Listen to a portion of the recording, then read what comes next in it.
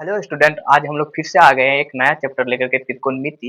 और त्रिकोणमिति जो होता है हम लोग का पिछले क्लास में अभी तक में नहीं पढ़े होते 9th क्लास तक। यहाँ त्रिकोणमिति जो है एक नया चैप्टर होता है, 10th क्लास में पहली बार पढ़ना होता है।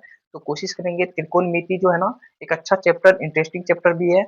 और खास करके इससे पहले पढ़े भी नहीं है तो और मजा आएगा। तो और कोशिश करेंगे इसको कि जीरो लेवल से पढ़ने का स्टार्ट करेंगे और पूरा बेसिक सारा जितना है सारा चीज को कवर कर लेते हैं। सबसे पहले त्रिकोणमिति का बेसिक जो है उसको स्टार्ट करते हैं। सबसे पहले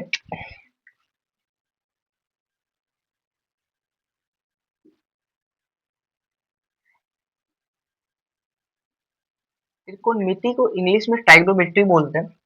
तो इसका जो है ना, इसका खंड करते हैं। एक खंड आता है ट्राई, एक खंड आता है गोनो, एक खंड आता है मिट्री। और इसका डेफिनेशन जो है ना, इसका खंड से ही इसका डेफिनेशन बन जाता है। जैसे कि ट्राई मतलब हम लोग जानते हैं, जैसे मोनो, डाई, ट्राई मतलब तीन होता है, इस टाइप से तीन। और गोनो मतलब कोण। और मिट्री मतलब मापन। मतलब त्रिकोणमिति में हम लोग, ट्राइगोनोमेट्री में हम लोग तीन कोण का मापन के बारे में अध्ययन करते हैं। अब तीन कोण का मापन किसमें हम लोग पढ़ना होता है? तो तीन कोण का मापन हम लोग किसमें पढ़ते हैं? तो हम लोग ट्रायंगल में पढ़ते हैं।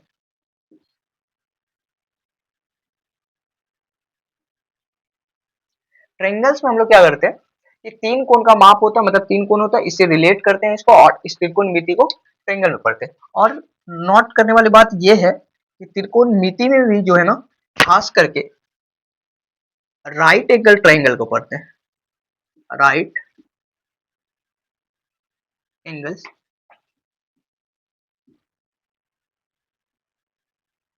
और इसको हम लोग हिंदी में बोलते हैं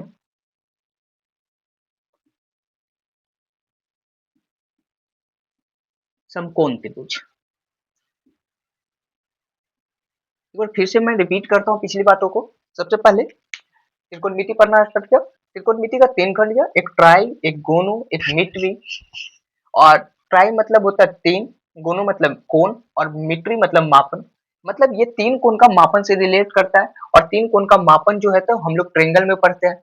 और खास करके ये जो जो है ना, राइट एंगल ट्रायंगल में पढ़ते हैं, मतलब अर्थात समकोण त्रिभुज में पढ़ते हैं। तो आज सबसे पहले हम लोग समकोण त्रिभुज के बारे में जानते हैं, ये क्या होता है। समकोण त्रिभुज मतलब ऐसा त्रिभुज, ऐसा त्रिभुज, त्रिभुज जिसका एक कोण, एक कोण 90 डिग्री का हो। 90 डिग्री हो मतलब समकोण त्रिभुज ऐसा त्रिभुज होता है जिसका एक कोण जो 90 डिग्री हो, उसे हम लोग समकोण त्रिभुज बोलते हैं। चलिए एक रफली फिगर बनाते हैं समकोण त्रिभुज को।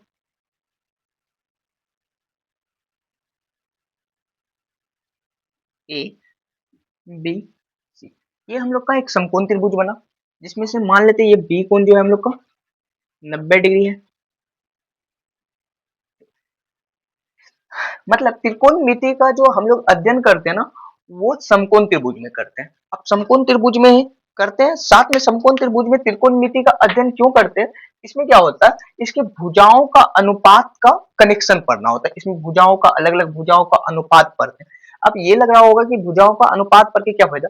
जैसे मान लेते हैं कि यहाँ से सूर्य का दूरी क्या है, सूर्य का पृथ्वी पे लंबवत क्या पड़ेगा, वहां से डिस्टेंस क्या होगा। ऐसा अगर कोई ट्रेंगल बनाते ना, मतलब माप लेते, कोई अदर ट्रेंगल बना रहे हैं समकोण त्रिभुज का। मान लेते कि हम यहाँ से सूरज को देख रहे हैं, वहां से एक ट्रेंगल बना करके उसको सॉल्व करना पॉसिबल नहीं हो पाएगा। लेकिन अब ये ट्रेंगल जो है, और जो वो ट्रेंगल बनेगा मान लेते हैं, वो ट्रेंगल क्या होता है, उसका भी कोण 90 डिग्री लेकर के चलेंगे और इसका भी 90 डिग्री है। और बाकी जो भुजा का अनुपात है ना साथ में, अगर और सूर्य से बनने वाला एंगल जो होगा, वो पृथ्वी के साथ जो है एंगल बराबर बनाएगा। एक टाइम की बात करते हैं तो ये दोनों एंगल बराबर हो जाएगा। अगर किसी ट्रेंगल का दो एंगल बराबर होगा तो वो दोनों त्रिभुज समरूप हो जाते हैं। अगर समरूप हो जाते हैं तो वो दोनों समरूप हो जाते हैं, तो उसका भुजा का अनुपात हम लोग क्या कर सकते हैं, बराबर ले सकते हैं। मान लेते हैं कि कभी ऐसा होता है कि हम लोग घर पे बैठे बैठे तारे को देख लेते हैं और उसका एक मान लेंगे उसको ट्रायंगल बनाकर तो सॉल्व नहीं कर सकते। लेकिन अब समरूप होता है और भुजा का अनुपात तो इक्वल होता है, तो हम लोग कॉपी में भी छोटा ट्रायंगल बना करके सॉल्व कर सकते हैं। इस सब ये सारी परेशानियों को सॉल्व करने के लिए ना हम लोग त्रिकोणमिति का अध्ययन करते हैं। सबसे पहले छोड़िए ये सारी बात को, हम लोग सबसे पहले समकोण त्रिभुज का अध्ययन करते हैं। समकोण त्रिभुज क्या होता है? समकोण त्रिभुज का मतलब समझे कि एक कोण 90 डिग्री होना चाहिए। अब क्या होता है समकोण त्रिभुज में 90 डिग्री का सामने वाला भुजा, ठीक, या तो 90 डिग्री का सामने वाला भुजा बोल लीजिए, या तो समकोण त्रिभुज में सबसे बड़ी भुजा जो होता वो कर्ण होता। कर्ण का जो इंग्लिश होता है वो हेपेटेनस होता है, इसीलिए इसे शॉर्ट में एस से भी सूचित करते हैं। ठीक, अब हो गया इसमें आधार और एक लंब। ठीक, अभी बस मैं लिख देता हूं आधार और लंब क्या हो रहा, इसमें डिफरेंस होता, कौन आधार होगा कोई लंब बदल जाता वो एंगल के अकॉर्डिंग। बट अभी मान के चलते हैं एक थीटा है तो ये इसके अकॉर्डिंग लंब होगा और ये जो होगा आधार होगा। ये सारे बात को फिर से एक बार एक्सप्लेन करता हूँ समकोण त्रिभुज के बारे में।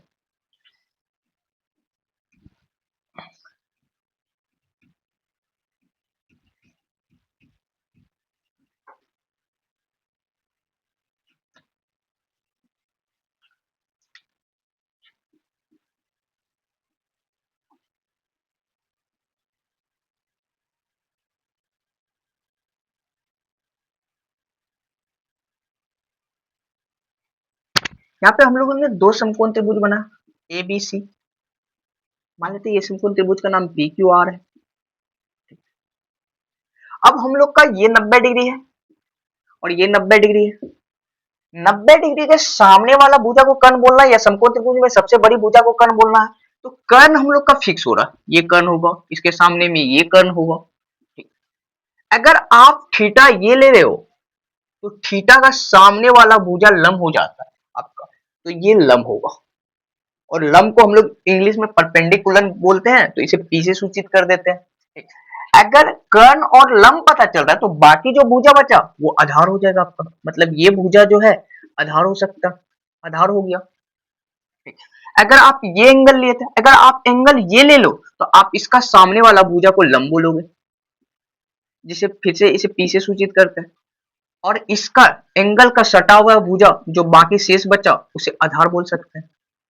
अब मैं एक बार तीनों चीज को परिभाषित करता हूँ। कर्ण क्या होता है, सबसे पहले कर्ण क्या होता है समकोण त्रिभुज में, और इसे एस से सूचित करते हैं, हिपोटेनस होता है इसका इंग्लिश। सबसे पहले कर्ण होता है समकोण त्रिभुज में समकोण के सामने वाली भुजा, या तो समकोण त्रिभुज में सबसे बड़ी भुजा को हम लोग कर्ण बोलते हैं। ठीक, उसके बाद क्या होगा लंब,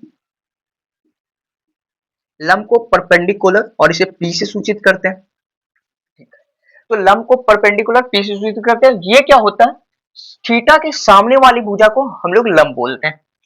उसके बाद क्या हो गया आधार, आधार का इंग्लिश हम लोग बेस बोलते हैं, इसीलिए इसे बी से सूचित करते हैं। ये क्या होता है समकोण त्रिभुज में कर्ण और लंब के अलावे जो भुजा शेष बचती है उसे हम लोग क्या बोलते हैं आधार बोलते हैं। तो हम लोग समकोण त्रिभुज में सभी चीज को देख लिए हैं, इसका तीनों साइड के बारे में क्या क्या नाम होता है, उसके बाद इसका डेफिनेशन एक बार मैं फिर से रिपीट करता हूँ। समकोण त्रिभुज ऐसा त्रिभुज जिसका तीनों को सॉरी ऐसा त्रिभुज जिसका एक कोण 90 डिग्री हो, साथ में क्या हो एक कोण 90 डिग्री हो, तो 90 डिग्री के सामने वाला भुजा को हम लोग कर्ण बोल देते हैं, और जो एंगल लेना उसके अकॉर्डिंग उसके सामने वाला भुजा को लंब बोलते हैं, और जो शेष भुजा बच जाता है उसको हम लोग आधार बोलते हैं। अब इसके बाद में त्रिकोणमितीय अनुपात के बारे में देखते हैं कि त्रिकोणमितीय अनुपात क्या होता है।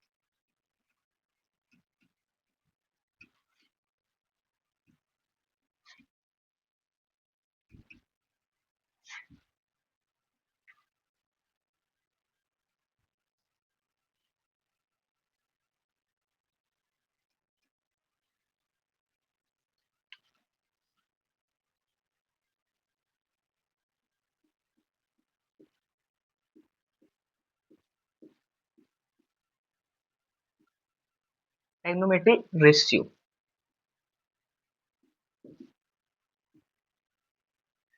मान लेते एक समकोण त्रिभुज है, समकोण त्रिभुज में जो होगा हम लोग का लंब और आधार जो होगा वो बदलते रहेगा, सिर्फ कर्ण फिक्स होगा। मान लेते ए बी सी, ये 90 डिग्री है तो ये कर्ण होगा, इसको शॉर्ट में एच भी लिख सकते हैं। अगर मान लेते कि ये थीटा लेके चल रहे हैं, तो मान लेते ये थीटा लेके चल रहे हैं, ये हम लोग का लम होगा, इसे हम लोग शॉर्ट में पी बोलेंगे। और शेष भुजा जो बचा ये आधार होगा, जिसे हम लोग डी बोलेंगे।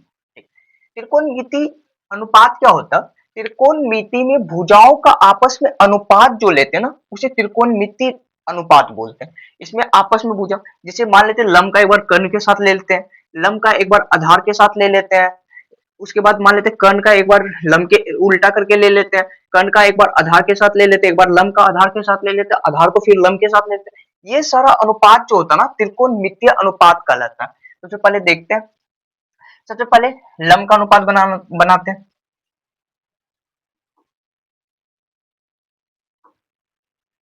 लम अपॉन का जो है कर्ण, लम अपॉन का कर्ण, इसको शॉर्ट में हम लोग लिख सकते हैं। लम को पी बोलते हैं, परपेंडिकुलर होता है, और कर्ण का एच होता है। तो हम लोग लम और कर्ण का अनुपात को ना समकोण, सॉरी, लम और कर्ण का अनुपात को ना त्रिकोणमिति हम लोग साइन थीटा बोलते हैं। अब हम लोग साइन थीटा का परिभाषा कोई पूछ ले, साइन थीटा किसको बोलेंगे? तो समकोण त्रिभुज में थीटा के अकॉर्डिंग लम और कर्ण के अनुपात को साइन थीटा बोलते हैं। साइन थीटा का डेफिनेशन, एंगल के अकॉर्डिंग एंगल के अकॉर्डिंग लम और कर्ण के अनुपात को साइन थीटा बोलते हैं। अब साइन थीटा का पूरा नाम जो होता है ना, पूरा नाम साइन होता है, जिसका हम लोग यूज जो है शॉर्ट में साइन करते हैं। और अब जो है साइन के साथ यहाँ पे थीटा लगा हुआ है, इसका मतलब ये नहीं कि एंगल जो है यहाँ पे मल्टीप्लाई के रूप में, ये संकेत बस ये बता रहा है कि अगर ये थीटा रहा तो ये लम होगा, अगर आपका थीटा ये हो गया तो ये आधार हो जाएगा। मतलब यहाँ पे थीटा जो है, ये थीटा जो है मल्टीप्लाई के रूप नहीं है, बस ये बताने का काम कर रहा है क्या, कि ये इसके अकॉर्डिंग कौन सा लम होगा और कौन सा आधार। ठीक। अब एक अनुपात लिए लम और कर्ण का, हम लोग अब दूसरा अनुपात लेकर के देखते हैं। और अब मान लेते क्या, आधार और कर्ण का अनुपात लेते हैं। आधार, आधार अपॉन का कर्ण। अगर इसका शॉर्ट का बात करें, आधार को हम लोग बी से सूचित करते हैं और कर्ण को हम लोग एस से सूचित करते हैं। इसको जो है बोलते हैं हम लोग,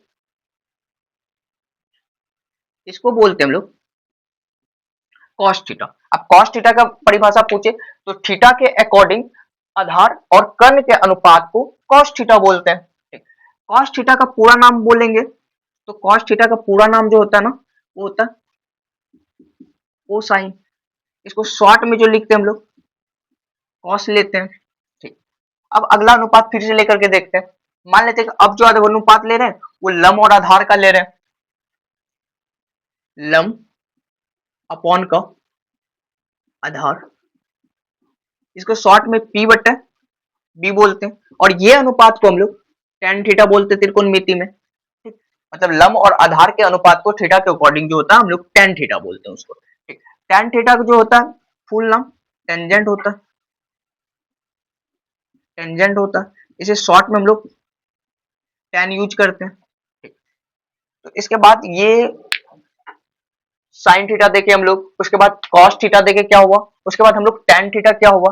अब जो है ना और तीन रेशियो ऐसा बन सकता है, जो फिर से इसके बाद जो है हम लोग बनाने की कोशिश करते हैं। और तीन रेशियो क्या हो रहा,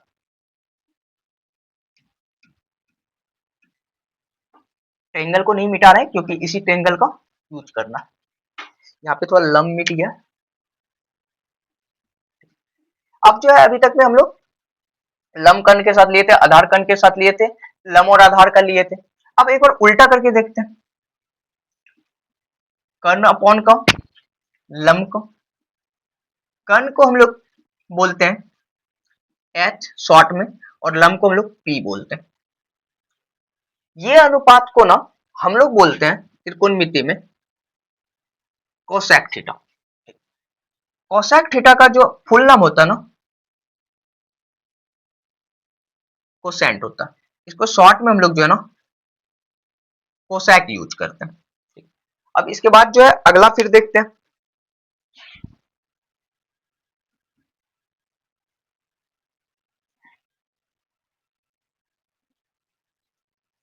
अगला जो है हम लोग कर्ण का लम के साथ ले लिया, अब कर्ण का आधार के साथ लेकर के देखते हैं क्या हो रहा है। कर्ण अपॉन का आधार, कर्ण को इंग्लिश में हम लोग एस से सूचित, सॉरी हाइपोटेनस होता है तो एच लिखते हैं, और आधार को हम लोग बेस लिखते हैं। इसको जो है ना हम लोग sec थीटा बोलते हैं। ठीक, अब sec का पूरा नाम का बात किया जाए तो ये जो होता है ना सेकेंड होता है, और जिसे हम लोग शॉर्ट में sec लेते हैं। ठीक, अब एक अनुपात और बच गया, जो कि बचा कि तभी लिए थे हम लोग लंब और आधार का, अब लेना है आधार और लंब का। आधार अपॉन का लंब, आधार को इंग्लिश में बी, लंब को इंग्लिश में पी बोलते हैं, और आधार अपॉन लंब का जो हम लोग बोलते हैं वो बोलते हैं कॉट थीटा। ठीक, कॉट थीटा को पूरा नाम कोटेंजेंट होता है, शॉर्ट में हम लोग जिसका यूज करते हैं कॉट। सबसे पहले एक बार रिवीजन कराना चाहते हैं ये सारा चीज का। सबसे पहले त्रिकोणमितीय रेशियो क्या होता है, समकोण त्रिभुज में उनके अलग अलग भुजाओं का साथ में अनुपात जो होता है उसे त्रिकोणमितीय रेशियो कहते हैं। ये अनुपात जो होते हैं 6 होते हैं। सबसे पहले हम लोग लंब और कर्ण का लिए जिसे हम लोग साइन थीटा बोले, उसके बाद जो है हम लोग आधार और कर्ण का लिए जिसे कॉस थीटा बोले, उसके बाद लंब और आधार का लिए हम लोग जिसे टेन थीटा बोले, फिर उसके बाद उसका उल्टा कर देंगे, कर्ण और लंब का लिए जिसे हम लोग कोसैक बोले, कर्ण और आधार का लिए जिसे सैक बोले, उसके बाद जो है हम लोग आधार और फिर पुनः लंब का लिए जिसे हम लोग कॉट बोले। ठीक, यहां तक ये सारा जो है ना 6 गो त्रिकोणमितीय अनुपात होता है। एक बार ये सारा त्रिकोणमितीय अनुपात को ना हम शॉर्ट में लिखने का कोशिश करते हैं, और आप लोग एक दो बार इसे ध्यान रखिएगा तो ये आप लोग को भी याद हो जाएगा, क्योंकि सारा सवाल जो है ना ये फॉर्मूला जो होगा ये मतलब ये शॉर्ट में तो रखना ही होगा, कौन किसका अनुपात होता है, अगर साइन थीटा बोल रहा है तो किसका अनुपात हो रहा है, ये सारा बात तो आपको याद रखना ही होगा त्रिकोणमिति को पूरी अच्छी तरीके से समझने के लिए। सबसे पहले साइन थीटा बोल रहा है, इसका मतलब पी अपॉन एच, मतलब कर्ण, सॉरी लंब बट्टा कर्ण। कॉस थीटा बोल रहा है बी अपॉन का एच। टेन थीटा बोल रहा है पी अपॉन का बी। कोसैक थीटा बोल रहा है एच अपॉन का पी। सेक थीटा बोल रहा एच अपॉन का बी। अगर कॉट थीटा बोल रहा वो होगा बी अपॉन का पी। ये त्रिकोणमितीय अनुपात जो है ये 6 त्रिकोणमितीय अनुपात। अब ये त्रिकोणमितीय अनुपात के बारे में कुछ देखते हैं, इससे आगे और फॉर्मूला कनेक्ट करने का कोशिश करते हैं। सबसे पहले त्रिकोणमितीय अनुपात में जो है ना ये देखते हैं, एक होता है हम लोग जो जूनियर क्लास में ही पढ़ लेते हैं 7-8 का ही टॉपिक होता है ये, व्युत्क्रमानुपाती या प्रतिलोम होता है ये, या ये इसका इनवर्स प्रोपोर्शन ऐसे करके बोल सकते हैं, शायद व्युत्क्रमानुपाती मान के चलिए, वो सही से नाम याद नहीं आ रहा। व्युत्क्रमानुपाती एक ये होता है, या प्रतिलोम बोल सकते हैं इसको। ठीक, तो व्युत्क्रमानुपाती क्या होता है या प्रतिलोम क्या होता है, जैसे मान लेते हैं कि आपको पूछेगा ना 5 का प्रतिलोम क्या होता है या व्युत्क्रमानुपाती क्या होता है, तो व्युत्क्रमानुपाती का मतलब ये होता है आप कोई 2 नंबर लिए जिसका मल्टीप्लाई 1 आ जाए, अगर 2 नंबर का मल्टीप्लाई आपका 1 आ रहा ना वो एक दूसरे का क्या कहलाता, व्युत्क्रमानुपाती। आपको पूछेगा एक का व्युत्क्रमानुपाती क्या होगा, एक का व्युत्क्रमानुपाती आप एक लिख दोगे, क्योंकि एक को एक से मल्टीप्लाई करने पर एक ही होगा। अगर पूछा जाए आपको 5 का व्युत्क्रमानुपाती क्या होगा, वो हो जाएगा आपका 1 अपॉन का 5। अगर आपको पूछेगा 1/5 का व्युत्क्रमानुपाती क्या होगा, 5। आप ये दोनों को मल्टीप्लाई करके देखो 1 हो रहा है, ये दोनों को मल्टीप्लाई करके देखो 1 हो रहा है। आपको पूछेगा 15 का व्युत्क्रमानुपाती क्या होगा, तो 1/15। ये सारा जो था व्युत्क्रमानुपाती, अगर दो संख्याओं का मल्टीप्लाई जो है ना एक आ रहा उसे हम लोग क्या बोलते हैं, व्युत्क्रमानुपाती। अब त्रिकोणमिति में भी ऐसा ही होता है, कुछ त्रिकोणमितियों अनुपात जो है ना त्रिकोणमितीय अनुपात का जो होता है ना मल्टीप्लाई 1 हो जाता है। अभी करके देखते हैं कुछ त्रिकोणमिति का अनुपात का क्या होता है, मल्टीप्लाई 1 हो जाता है, तो वो दोनों क्या होता है आपस में क्या होता है, व्युत्क्रमानुपाती होते हैं। जैसे कि अभी करके देख रहे हैं हम लोग साइन थीटा इंटू का cosec theta, sine theta into का कोसेक थीटा करके देखते हैं। अब देखिए साइन थीटा क्या होता है, पी अपॉन का एच, पी अपॉन का एच, बीच में मल्टीप्लाई मल्टीप्लाई है तो उसके बाद कोसेक थीटा, कोसेक थीटा क्या है यहाँ पे जो कि हो रहा है क्या एच अपॉन का पी, यहाँ से H H cross cross cut जाएगा और पी पी कट जा रहा है, तो यहाँ पे कट के कितना आ रहा है हम लोग का एक, मतलब हम लोग का साइन थीटा इंटू का कोसेक थीटा का मल्टीप्लाई जो है ना वो एक आएगा। तो यहाँ पे नोट करके एक बात लिख सकते हैं क्या,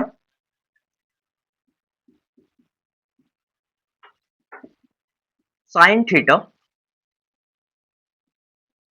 एवं कोसेक थीटा एक दूसरे का एक दूसरे का व्युत्क्रमानुपाती है या व्युत्क्रम है, ऐसे भी लिख सकते हैं। मतलब ये हो रहा कि दोनों ऐसा लिख करके लिखना चाहिए, व्युत्क्रम है। व्युत्क्रमानुपाती मतलब थोड़ा अलग सीन्स हो जाता है। ये जो होता है ऐसा होता है व्युत्क्रमानुपाती, मतलब कि एक को बढ़ाने से दूसरा घट रहा हो, दूसरा को बढ़ाने से एक बढ़ रहा हो, थोड़ा अलग चेंज होता है, व्युत्क्रम है। ठीक, मतलब साइन थीटा मतलब कोसेक थीटा और साइन थीटा अगर मल्टीप्लाई करेंगे एक होगा। यहाँ से आप बहुत सारा फॉर्मूला बना सकते हैं इसको इधर उधर करके। अगर साइन थीटा है तो एक बटा इसे कोसेक लिख सकते हैं। अगर यहाँ पे कोसेक थीटा है उसे एक बटा साइन थीटा लिख सकते हैं। ये सारा चीज आप लोग का, ये सिंपल चीज है, ये आप लोग खुद से भी कर सकते हो। जैसे कि ये इसलिए ये जोड़ रही है एक दूसरे का व्युत्क्रमानुपाती आता। जैसे कि मान लेते कभी हम लोग का पास क्या कर लेता, साइन थीटा हम लोग के पास दिया हुआ, मान लेते 0.5 है। साइन थीटा हम लोग के पास क्या है 0.5 है। तो इसके सेंस में हम लोग को पूछ दिया है कि कोसेक थीटा कितना होगा, तो हम लोग कोसेक थीटा का सीधा फॉर्मूला यूज कर लेंगे।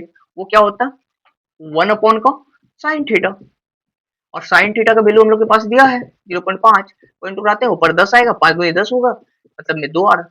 मतलब यहाँ से कोसेक थीटा पूछा तो 2 आ गया। अगर साइन थीटा 0.2 था और कोसेक थीटा कितना आ गया 2 आ गया। तो ये सारा फॉर्मूला व्युत्क्रमानुपाती होता है। अगर व्युत्क्रमानुपाती होता है, ये सब बात आपको याद है, तो इस टाइप का छोटा मोटा सवाल आप बिना देखे कर सकते हो। ठीक, इसके बाद अगला चीज और भी देखते हैं, और क्या सब त्रिकोणमिति में एक दूसरे का व्युत्क्रमानुपाती है।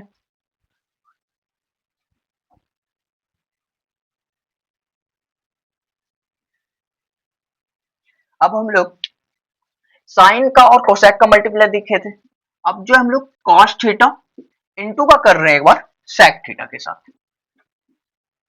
अब इसमें कॉस थीटा के बारे में देखते हैं क्या होता है। ये होता है बी बटा एच, ठीक है, बी बटा एच।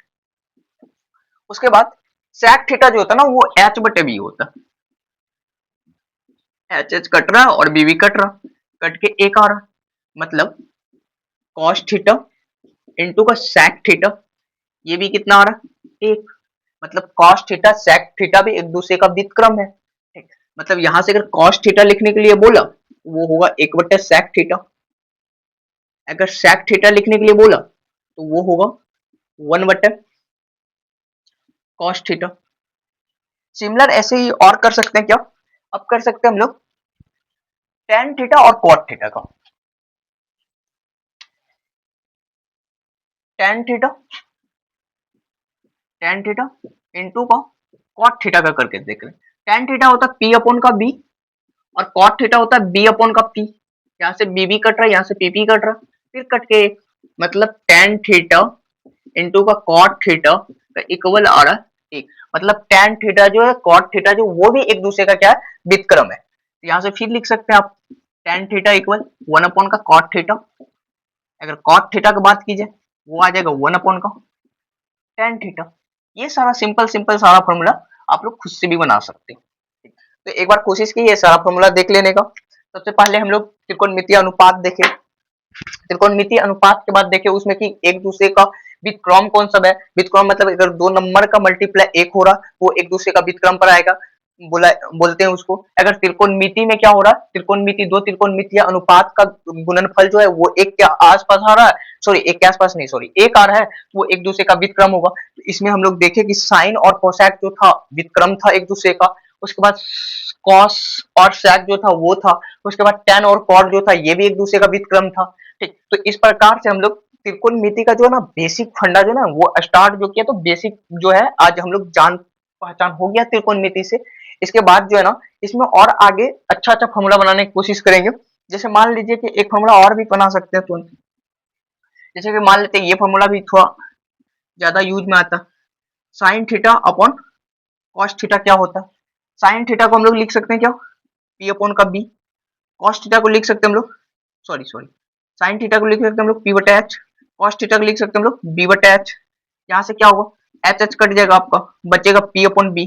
अगर पी अपॉन बी का बात किया जाए तो पी अपॉन बी को क्या बोलते हैं हम लोग, पी अपॉन बी क्या कहलाता है टेन थीटा। टेन थीटा आ गया, मतलब साइन थीटा अपॉन का कॉस थीटा जो होगा वो टेन थीटा के बराबर होगा। मतलब ये सारा फॉर्मूला ऐसे करके आप लोग बना सकते हो सिंपल सिंपल। अब अगला जो होगा ना, इसमें क्या करेंगे, ये 10th का मैथ का है तो कोशिश करेंगे 10th का जो मैथ है ना उससे भी क्वेश्चन लेकर एक दो सॉल्व कर ले। उसके बाद क्या होगा, अगला जो है इसका अगला जो है टॉपिक, उस पे क्या करेंगे, एंगल का मान सब निकालने के लिए सीखेंगे कि कैसे निकलता है। एंगल का मान निकालने के बाद जो है हम लोग इसमें जो है ना फिर फॉर्मूला एक दो जो है 3-4 फॉर्मूला है जो कि पूरा त्रिकोणमिति 8.4 उसी पे बेसिक है। उसके बाद क्या है, पूरक एंगल पढ़ना है। ये सारा चीज को कवर करेंगे। आज के वीडियो में इतना ही। Thank you so much.